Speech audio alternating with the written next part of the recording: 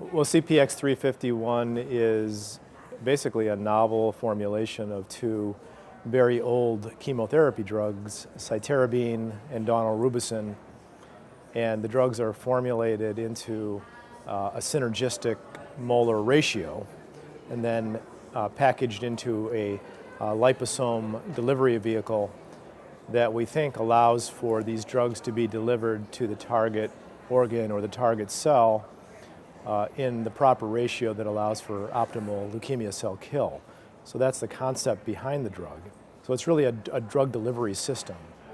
And we learned a lot about this drug in the early phase trials. We did a phase 1 trial several years ago where we saw intriguing pharmacokinetic activity where the molar ratio that I just mentioned was persistent for up to a week after, or I'm sorry, up to 24 hours after the final drug dose was administered, and we could actually detect daunorubicin and cytarabine levels per se for up to a week after the final dose, which is much longer than you would expect to see with free drug administration. So we saw responses and we saw a low toxicity profile that led us to develop the drug further into the phase 2 and phase 3 settings.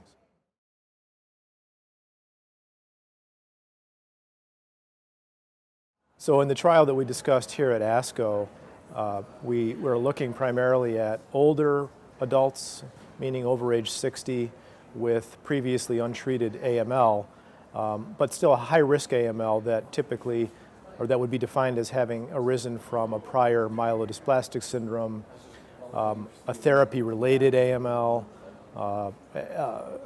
AML from chronic myelomonocytic leukemia, or patients with AML that had MDS-related cytogenetics. So it was a high-risk, older age population of patients that we were looking at.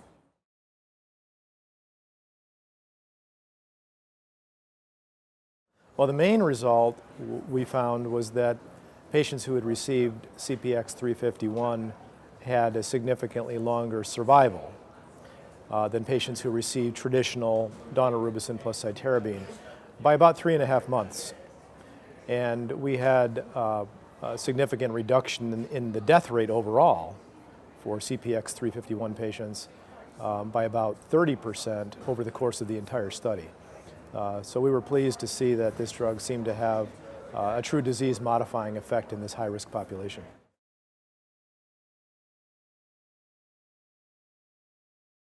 Yeah, in the original randomized phase 2 trial that was performed as a predecessor to the phase 3 trial, we observed a very strong signal of activity, both in terms of response rate and survival in the patients who had secondary AML, which comprised about 1/3 of the overall population.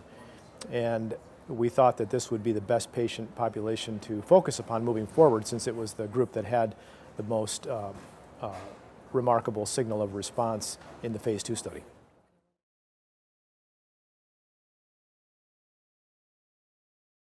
Well, I think there's a couple of take-home messages. I think one is that we may very well have a new drug as a standard of care for older adults with high-risk AML in the near future that we hope will replace traditional 7+3 based chemotherapy. But the second message, I think, is that this type of study and this type of concept brings us back to probably needing to study more about how we deliver and administer drugs.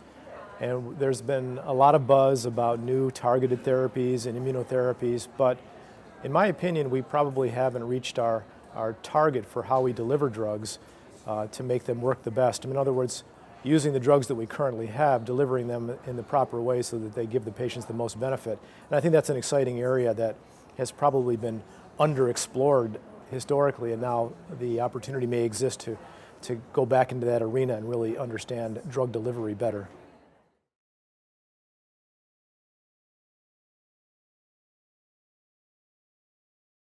Well, I think there's a lot of potential for CPX-351 to be used as the backbone of therapy for future trials. So that's one aspect I think we'll be focusing on, is how do we combine CPX with other more targeted agents now that we have, I think, a better backbone drug for the overall treatment. And then secondly, we're looking at how CPX-351 may fit into other AML subgroups, such as patients with certain mutational profiles, perhaps patients with lower risk AML or more traditionally chemosensitive AML. And then finally, I think there's going to be a role for exploring CPX in other hematologic malignancies that are known to be chemosensitive, such as lymphomas, acute lymphoblastic leukemias, perhaps myelodysplastic syndromes. So there's a lot of opportunity for exploring this agent across different disease types.